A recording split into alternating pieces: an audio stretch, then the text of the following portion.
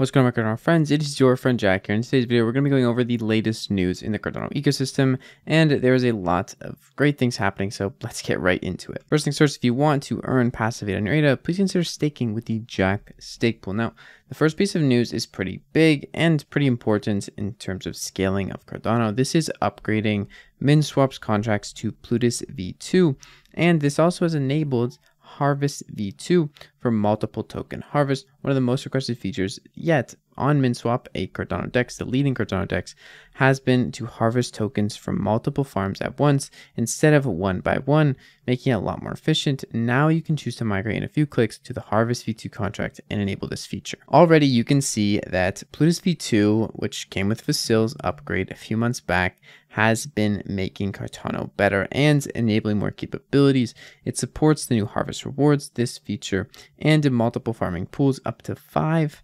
As well as you can use the migrate button on the farm UI to migrate LP tokens to Harvest V2. Any LP tokens staked after today will be staked to Harvest version 2. And then to migrate, you can just go to the green and migrate button to sign the transaction, and the LP tokens will be withdrawn and staked in a new contract.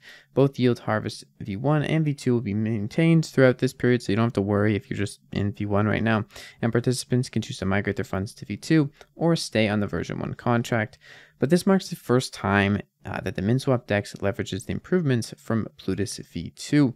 And this enables optimization on the smart contract level through inline datum and reference scripts. And this helps increase transaction speed and new features such as things like multiple harvests. This is a pretty big upgrade. I suspect that a lot of the dApps coming out that are new and dApps that are improving will be implementing more Plutus V2 features, as well as improvements from just general transactions and optimization soon. So it's nice to see that one of the major Cardano DEXs has done this. Pretty big announcement too from Indigo Protocol, a synthetic assets protocol on Cardano, which has recently increased the minimum collateral ratio for their synthetic stablecoin IUSD. In order to mint, you will now need to supply at least 20% or 120% collateral on top of what you already had. So initially it was 110%, now it's 120%. You need to mint the asset.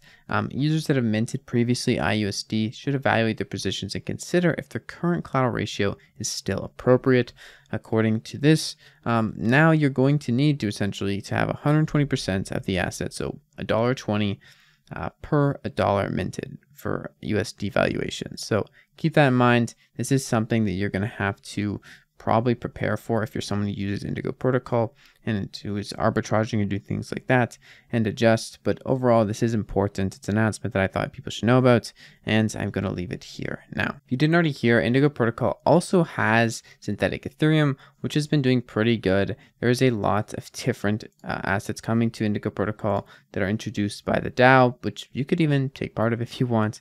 But there is now a synthetic Bitcoin, synthetic Ethereum, and also synthetic US dollars. So all great things. Synthetic assets are holding up pretty good so far. We'll see how the bear market treats them and the rest of the market treats them, but I'm liking what I'm seeing from Indigo Protocol. And along with that, Indigo Protocol has added a lot of TVL to the Cardano ecosystem, which is also nice to pad the stats.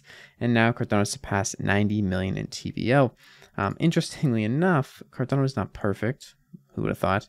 And there is interesting threads going around. Hosky token recently tweeted out how to scam Project Catalyst. This is the system on Cardano which uses the treasury funds. Treasury funds are accumulated through a numerous amount of ways, through transaction fees, and also through some instances of staking rewards. And these are going to the treasury to build up funds for development and cycle back in. There's no burning of ADA. It's reused, it's accumulated, and it's put back into the ecosystem, which does make it less Ponzi-nomic, like, yes, but Hosky token has put out a thread on how to scam the Project Catalyst. This thread's quite long. I'll let you go over it if you want. It's not exactly 100% accurate as things have changed. I believe when I read a response from one of the people who runs Catalyst and the proposal. So this is no longer a viable path for anyone post Fund 9. They have paused things on the Catalyst side of things to adjust things and fix this. But in general, the thing is that The catalyst is not perfect. The governance on Cardano is not perfect. There's a long way to go.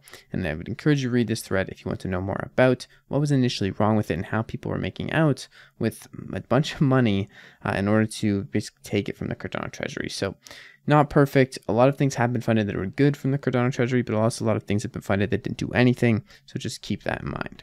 And Cardano price has been pretty on the up and up along with the rest of crypto. Year to date from 24 cents all the way to 34 cents is quite the return. Although it's been in a downtrend for the past year or so. Overall, this is kind of nice to see a little bit of positive green behavior in the markets, as we haven't seen that in quite some time. But at the same time, this comes at a time where FTX is talking about selling a lot of their assets and not even including their liquid cryptocurrency assets, but marking that it would be so large, the company's holdings to sell, it would substantially affect the market, driving down the value. But at the same time, crypto is doing better than ever and prices are green. So maybe cause for concern here. The scam lives on, Ada Will says, and some interesting times ahead for sure. Final piece of news for this video is going to be the Cardano sidechain toolkit previewed at IOHK Fest. And the first iteration is out now. Essentially, if you want to build a sidechain or use sidechains in Cardano EVM, this is the toolkit for you. Helping developers and getting developer tooling is great.